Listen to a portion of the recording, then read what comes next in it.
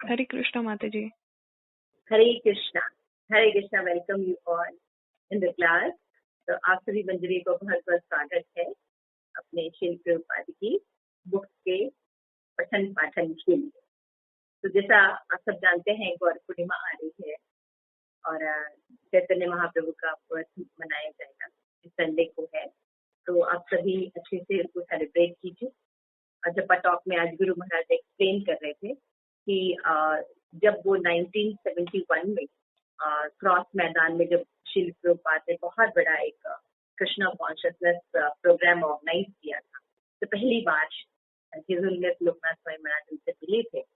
तो उसको मिले हुए 50वीं वर्षगांठ है, 50 साल हो गए। तो उसके उपलक्ष्य में पूरे हफ्ते सुबह शाम गुरु महाराज की क्लासेस, कीर्तन, मिनिस्ट्री के प्रोग्राम, गौर कथाएं, फुल ऑफ सेलिब्रेशन। तो आप लोग सब एंजॉय कीजिए और जरूर उनको देखिए और साथ में अपनी चैंटिंग कीजिए। एंड ये क्लासेस तो है ही, आप पब्लिश कर सकते हैं। तो हम शुरू करते हैं। हमने चैप्टर शुरू किया था राज विद्या बुक से। राज विद्या जो है उसका नाम है king of knowledge. First lesson हम पढ़ रहे थे, उसमें हम 13 पेज तक पढ़े। आज हम 13 से आगे पढ़ेंगे।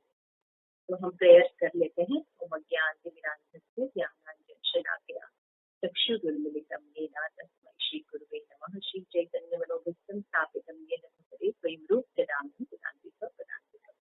हरे कृष्ण कृष्ण कृष्ण हरे हरे, हरे राम राम राम हरे हरे। तो जैसा कि हमने देखा, ये फर्स्ट चैप्टर था, उसका नाम था राज विद्या। तो राज विद्या मतलब है हम बहुत से नॉलेज लेते हैं, लेकिन king of knowledge, secret of all secret, कौन सा नॉलेज है? वो है स्पिरिचुअल नॉलेज, भगवत गीता का नॉलेज। क्यों नॉलेज है? क्योंकि श्री प्रभुपाद बताते हैं कि ये जो नॉलेज है ये हमें राजगुह्य है, सबसे सीक्रेट, और फिर ये पवित्रम है। ये जो है पवित्र है, गोपनीय है और परम शुद्ध है। और ये क्या करता है? आत्मा की प्रत्यक्ष अनुभूति कराता है, धर्म की प्रत्यक्ष अनुभूति कराता है। और इसको करने में, इसके प्रोसेस को करने में बहुत सुख है। और ये जो प्रोसेस है ये अव्यय है, इसका नाश नहीं होता। तो ये जो नॉलेज है, इसलिए जो ये नॉलेज है ये राज विद्या है। तो यहाँ पे श्री प्रभुपाद बताते हैं भगवत गीता का 9.1 श्लोक में कि ये जो ज्ञान है ये किससे दिया जाता है? अनुसूय, जो लोग ईर्ष्या नहीं करते, जो किसी से ईर्ष्या नहीं करते, उनको ये ज्ञान दिया जाता है। और ये केवल नॉलेज नहीं है, बल्कि आप इसको देख सकते हैं, ये विज्ञान भी ज्ञान है। तो विज्ञान भी जैसे भगवत गीता में प्रिंसिपल दिया भगवान ने, हम शरीर नहीं आत्मा है। तो हम पूरे वर्ल्ड में हर लिविंग बीइंग पर ये सिद्धांत लागू कर सकते हैं, है ना जी, है ना। हम शरीर नहीं आत्मा है ना।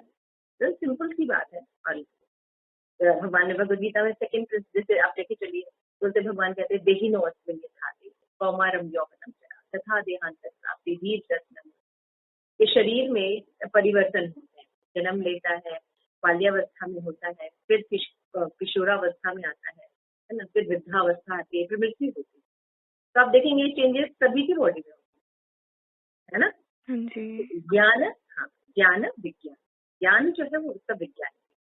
और क्या करता है? इसको ज्ञान, इस ज्ञान को लेने से क्या होता है? भगवान 9.1 में कहते हैं मोक्षते से शुभार्थ, मोक्ष को प्राप्त होता है। तो आप जैसे हम देख सकते हैं कि मटेरियल नॉलेज क्या ये दे सकता है मोक्ष? नहीं, मटेरियल नॉलेज हमें मोक्ष नहीं दे सकता, जन्म मृत्यु जरा व्याधि से नहीं बचा सकता। लेकिन ये जो स्पिरिचुअल नॉलेज है, एक तो सुसुखम होता है, जैसे आपने देखा है ना, कि वेरी प्लीजिंग, बहुत ही आराम से इसको कर सकते हैं, धर्म के साथ भी होता है और उसका कभी नाश भी। तो चैतन्य महाप्रभु ने जीवात्माओं के 2 वर्ग बताए कि 2 तरह की जीवात्माएं होती है, एक होती है चर और दूसरी होती है अचर। मतलब एक होते हैं मूविंग एंड अनमूविंग, है ना, पढ़ा था हमने, साइंस में पढ़ा होगा ना, कि कुछ मूव करते हैं, कुछ मूव नहीं करते। जैसे प्लांट्स हैं, है ना, कुछ ऐसी चीजें होती हैं जो मूव नहीं करती हैं, और दूसरी चीज जो होती है चलते हैं, जैसे कि कुत्ते हैं, बिल्ली है, मनुष्य है, ये एक स्थान से दूसरे स्थान चलते हैं। तो चर और अचर, जैसे कि वृक्ष है, पौधे हैं, शिला है, ये सब अचर होते हैं। और इनमें जो चेतना होती है यानी कॉन्शियसनेस होती है बहुत ज्यादा नहीं होती। लेकिन जो अचर जीव है, चर जो मूव करते हैं वो ज्यादा, मतलब उनकी कॉन्शियसनेस ज्यादा विकसित है। तो उन सब में मनुष्य जो है वो सर्वश्रेष्ठ विकसित की जो मस्तिष्क होता है। तो इससे एक्सपेक्ट की जाती है मनुष्य लाइफ में कि वो भगवत साक्षात्कार कर सकता है, यानी शास्त्र पढ़ सकता है, चैंटिंग कर सकता है, भगवान की भक्ति कर सकता है। तो वो मनुष्य शरीर में किया जा सकता है, बाकी योनियों में नहीं किया जा सकता। श्री प्रभुपाद बताते हैं कि आजकल अनेक लोग अपने को किसी न किसी धर्म में, हिंदू, मुस्लिम, सिख, ईसाई, बौद्ध आदि के प्रति समर्पित होने का दावा करते हैं। श्री प्रभुपाद कह रहे हैं कि वास्तविकता तो ये है कि वो शास्त्र में विश्वास ही नहीं करते।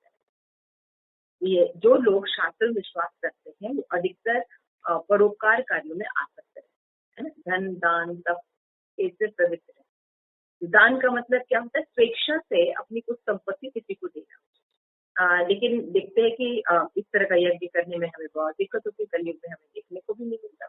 तो महाभारत में और बाकी कथाओं में, श्रीमद् भागवतम में हम पढ़ते हैं कि किस तरह से राजा जो है वो बड़े बड़े दान दिया करते थे, यज्ञ करते थे, तपस्या करते थे। चैतन्य महाप्रभु कहते हैं कि विश्व भर में ऐसे बहुत से धार्मिक सिद्धांत करने वाले लाखों व्यक्ति में से कुछ ही ज्ञान प्राप्त करते हैं। स्पिरिचुअल नॉलेज बहुत से लोग कल्टिवेट करते हैं, लेकिन सही नॉलेज किसी के पास बहुत कम लोग होते हैं जो बोनाफाइड परंपरा से जुड़ते हैं और सही नॉलेज कल्टिवेट करते हैं। तो केवल खाली इतना जान लेना, जैसे कि आप थोड़ा सा स्पिरिचुअल है तो पता चलता है कि हम शरीर नहीं आत्मा, इतना इनफ नहीं है ना, क्योंकि केवल हम शरीर नहीं आत्मा है, अगर यही नॉलेज लेते हैं इससे कुछ होता नहीं। उस नॉलेज को हमें इम्प्लीमेंट करना पड़ेगा कि हम कौन है, किसके। तो जब हम समझते हैं कि कृष्ण कृष्ण की हम अंश है और जब हम उनकी भक्ति करेंगे तब हम सफल होगा, तब जाके हमारा जीवन सफल होगा। भगवद गीता में कहते हैं जब कोई भक्त बन जाता है तो ब्रह्मभूत हो जाता है। वो कैसा हो जाता है? वो न किसी वस्तु की इच्छा करता है, न शोक करता है, और सभी के प्रति समदृष्टि भी रखता है। ऐसी अवस्था में वो शुद्ध भक्त जो बन जाता है और भगवान की सेवा प्राप्त करता है। तो भगवद गीता 18.54 में भगवान कहते हैं ब्रह्मभूत प्रसन्नात्मा न शोचति न कांक्षति समः सर्वेषु भूतेषु मद्भक्ति लभते पराम। यहाँ तक क्लियर हुआ आप लोगों को? जी माता जी। क्लियर। तो राज विद्या जो है ये सब सर्वश्रेष्ठ है, क्योंकि राज विद्या को लेकर हम मोक्ष को प्राप्त करते हैं, लेकिन बाकी नॉलेज को लेकर मोक्ष प्राप्त नहीं। और ये नॉलेज का जो एलिजिबिलिटी है वो ये है कि व्यक्ति ईर्ष्या रहित होगा, उसी को ये नॉलेज भगवान हृदय में प्रदान करता है। तो मुक्त, अगर मान लीजिए कोई व्यक्ति बहुत मुक्त है या भक्त है, कैसे समझ में आएगा कि वो हमेशा प्रसन्न रहता है, शुभ नहीं होता और शोक नहीं करता, सभी पर समदृष्टि रखता है, मतलब इक्वल होता है सबके प्रति। वो जानता है कि सभी के अंदर भगवान वास करते हैं और सभी उनके अंश हैं। तो सबकी रिस्पेक्ट करता है ना, सबकी रिस्पेक्ट करता है, लेकिन पद के अनुसार सबसे डीलिंग करता है। तो ऐसा व्यक्ति जो होता है वो शुद्ध भक्त होता है। इसीलिए श्री प्रभुपाद कह रहे हैं कि एकमात्र दृष्टिकोण यही रहता है कि चाहे कोई ब्राह्मण हो, शूद्र हो, काला हो, गोरा हो, हिंदू हो, ईसाई हो, जो कुछ भी हो, उसे कृष्ण भावना युक्त होना चाहिए। जब वो इस प्रकार स्थित रहता है तब क्या हो जाता है? उसको भक्ति लभते पराम, समदृष्टि हो जाता है, सुखी हो जाता है, शोक भय निकल जाता है, ईर्ष्या रहित हो जाता है, तो वो भगवान की भक्ति प्राप्त कर सकता है। श्री प्रभुपाद यहाँ पे कहते हैं कि भौतिकतावादी धारणा से मुक्त हो जाता है। जैसे भौतिकतावादी धारणा है, व्यक्ति क्या सोचता है, मुझे न तो कुछ पाना है न खोना है, मैं सर्वदा अलग हूँ। तो भौतिक द्वंद्व से वो व्यक्ति सुख और दुख में इक्वल रहता है, इक्वल। तो ये जो लक्षण है ये शुद्ध भक्ति के लक्षण है। तो व्यवहारिक दृष्टि से इस कलयुग में विधि इतनी सुगम है कि श्रीमद् भागवतम में लोगों का वर्णन किया गया है कि जीवन काल अत्यंत अल्प होता है। भगवद गीता में श्रीमद् भागवतम में एक्सप्लेन किया गया कि आज के जो लोग हैं उनके क्या लक्षण हो, है ना। प्राणे अल्प आयुषु, उनका जो जीवन होगा जितना लाइफ पीरियड होता है वो बहुत कम होता है। तो आप देखते हैं 100 ईयर्स तो दिए गए, लेकिन 100 ईयर्स बहुत कम जीते हैं, है ना। और उसके बाद भी क्या होते हैं, लोग जो होते हैं वो झगड़ालू होते हैं, आलसी होते हैं, ईर्ष्यालु होते हैं, है ना, और केवल डिग्रेडेड चीजों में लगे रहते हैं। तो धन कमाने में ही उनको बस लगता है कि सब कुछ है। और क्या होते हैं, ऐसे लोग भगवान की भक्ति नहीं करते, इसलिए अभागे होते हैं और केवल किसमें ज्यादा इंडल्ज होते हैं, खाना पीना सोना और संभोग करना, eating meeting sleeping and defending. और सोचते हैं हम बहुत अच्छे कार्य कर रहे हैं। श्रील प्रभुपाद बताते हैं कि शास्त्र के अनुसार eating meeting sleeping and defending तो पशु भी कर रहे हैं, है ना। और मनुष्य जो है उसको बेटर तरीके से करता है। तो पशु से ऊपर वो नहीं हो पाता। तो जब मनुष्य होके पशु के ही कार्य करता रहता है तो फ्रस्ट्रेटेड हो जाता है। मान लीजिए किसी की कैपेसिटी है कि वो ज्यादा कर सकता है, लेकिन वो अपने से नीचे ही कार्य करता है, तो फ्रस्ट्रेटेड हो जाएगा। ऐसा ही होता है ना। तो उसी तरह मनुष्य जो है वो भगवत साक्षात्कार के लिए बना, लेकिन काम क्या करता रहता है, शॉपिंग करना, मॉल जाना, पिक्चर देखना, मोबाइल में लगे रहना, है ना, कोई भी आध्यात्मिक कार्य नहीं करना, इसमें इंडल्ज रहना है। इस प्रकार से करने पर वो क्या होता है, क्योंकि वो तो जड़ नहीं है, वो तो लिविंग बीइंग है, लेकिन काम वो जड़ वाले करता है, सारा ये पशु के कार्य करता है, इससे वो तो इस प्रकार अहेतु की कृपावश भगवान चैतन्य महाप्रभु के रूप में आए और लोगों का लक्ष्य बताया कि लक्ष्य है भगवत साक्षात्कार करना, भगवान का प्रेम प्राप्त करना। और ये कैसे प्राप्त किया जाता है, it's very simple method, by chanting the holy name of the lord. Hare Krishna Krishna Krishna Hare Hare, Hare Ram Ram Ram Hare Hare. तो राज विद्या में दिस इज राज विद्या। तो कितना प्रभुपाद कहते हैं कोई चाइल्ड भी इसमें पार्टिसिपेट कर सकता है ना। जैसे कीर्तन हो रहा है तो कोई बच्चा भी गा सकता है, इवन कुत्ता तक, शिवानंद सेन ने कुत्ते तक को भी तार दिया, ट्रांसेंडेंटली ट्रीट करते हुए। तो ये प्रोसेस इतना सुखमय है और इतना सरल है कि कोई भी इसमें पार्टिसिपेट करके अपना जीवन सफल कर सकता है। दिस इज राज विद्या। तो श्री प्रभुपाद कहते हैं कि जो कोई भी इस विधि को ग्रहण करता है वो तुरंत पवित्र हो, मतलब तुरंत जैसे ही भगवान का नाम जोड़ता है, क्योंकि भगवान पवित्र है तो जो भगवान का नाम लेने वाला व्यक्ति भी पवित्र है। कृष्ण भावनामृत की इस विधि को ग्रहण करता है और पापों से कर्म, पाप के जो कर्म है उसके जो बीज है वो भी नष्ट, मतलब पाप करने की प्रवृत्ति भी उसकी खत्म हो जाती है। तो भगवान की भक्ति ऐसा कार्य करता है, हमारे जितने भी पूर्व जन्म के पाप है उन सबको नष्ट करता है। इसलिए भगवान भगवत गीता में कहते हैं सद्धर्मान परित्यज्य मामेकं शरणं अहम त्वां सर्व पापेभ्यो मोक्षयिष्यामि। तुम डरो मत, है ना, मैं तुम्हारे सारे पाप खत्म कर दूंगा, तुम मेरी शरण में। जैसे कि आप लोग को याद है कि जब हम बच्चे हैं और घर खेल रहे हैं या कुछ कर रहे हैं तो बहुत मैसी कर देते हैं, फिर मदर कहती है अच्छा ठीक है मेरे पास आ जाओ मैं ठीक कर, है ना, वो ठीक कर भी देती है ना, हमें भी नीचे क्लीन कर देती है, बाकी भी ठीक कर देती है और लाइट भी जला देती है ताकि हमें भय नहीं लगता है। इसी तरह से भगवान जो है हमारे परम पिता हैं, तो वो सब चीजों को ठीक कर देते हैं, हमारे सारे पापों को भी ठीक खत्म कर देते हैं। तो हमें समझ लेना चाहिए कि हमारे कष्ट हमारे पाप कर्मों के कारण है। This is very important. हम जो सफरिंग कर रहे हैं वो क्यों सफरिंग कर रहे हैं, पाप के कारण। तो पाप या निषिद्ध कार्य द्वारा किए जाते हैं। जैसे श्री प्रभुपाद एग्जाम्पल दे रहे हैं कि शिशु अपनी अज्ञानता के कारण भोलेपन से आग में हाथ डाल, तो अगर एक छोटा सा बच्चा आग में हाथ डालेगा तो उसका हाथ जलेगा कि नहीं? जी जलेगा। तो यानी अग्नि जो है वो पक्षपात नहीं करती, है ना, चाहे छोटा बच्चा हाथ डाले या बड़ा व्यक्ति हाथ डाले, है ना।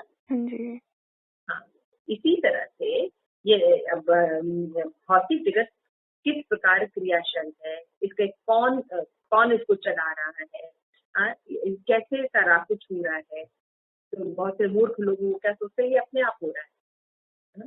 और लेकिन यहाँ पे ज्ञान के माध्यम से पता चलता है कि भगवान ने भगवद गीता में स्वयं कहा गया अध्यक्षेण चराचर हेतु नामने कौन से या जगत पर 15वें अध्याय में भगवान कहते हैं इस प्रकृति को मैंने बनाया और मेरे निर्देशन में ये प्रकृति कार्य है ना। तो ये समझना होगा कि ईश्वर कौन है या क्या स्थिति।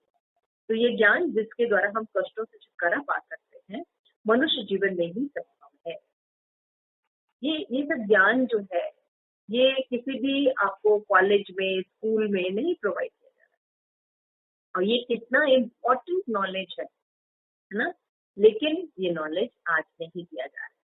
इसलिए इस्कॉन में श्री प्रभुपाद ने इस्कॉन की एस्टैब्लिशमेंट की, और वहां पे हमारे जो प्रमाणिक ग्रंथ हैं, भगवत गीता, भागवतम, उनको एक्सप्लेनेशन के साथ प्रस्तुत किया ताकि लोग पढ़ें और अपना जीवन सफल करें।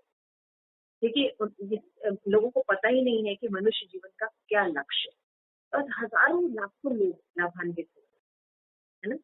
तो हमें ज्ञान प्रदान करने तथा समुचित दिशा दिखाने के लिए विश्व के सभी भागों में, भाषाओं में धर्म ग्रंथ श्री प्रभुपाद ने उपलब्ध कराए।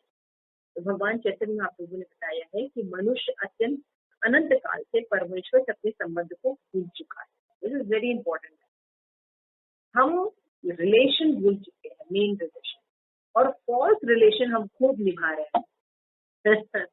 इसलिए मानव को शास्त्र प्रदान किया गया है ताकि वो कृष्ण से अनेक जो ज्ञान है उनको समझ सके, और भगवान जो है इस ज्ञान को रीस्टैब्लिश करने के लिए ग्रंथ के रूप में हमारे सामने आते हैं। अनेक अपने प्रतिनिधि, रिप्रेजेंटेटिव भेजते रहते हैं भगवान, ताकि धर्म की स्थापना हो सके। तो हमें चाहिए कि इन सब का लाभ उठाएं, भगवत गीता पढ़ें, आप लोग जो क्लासेस अटेंड करें, इसके थ्रू कुछ जानने की कोशिश करें, और अपने लाइफ में जो सबसे मेन मिसिंग पॉइंट है कृष्णा, उसको आप लें। जैसे एक प्लांट है, प्लांट के अगर रूट को आप पानी डाल देंगे तो आप नरिश्ड हो जाएंगे। उसी तरह से जब हम भगवान के साथ रिकनेक्टेड हो जाएंगे तो हमारे जितने प्रॉब्लम सब सुख में। तो आधुनिक वृक्ष के लिए ये प्रधान शास्त्र भगवत गीता, श्रीमद् भागवतम, तो ये नॉलेज लेना चाहिए। इसकी जो नॉलेज है वो राज्य विद्या है, सभी नॉलेज में सर्वोत्कृष्ट। Okay, thank you so much. आज हमने फर्स्ट लेसन कंप्लीट कर दिया, अब हम आगे सेकंड लेसन पढ़ेंगे। Thank you so much. Shri Prabhupada की जय, राज विद्या की जय, जय गौ सेवानंदे।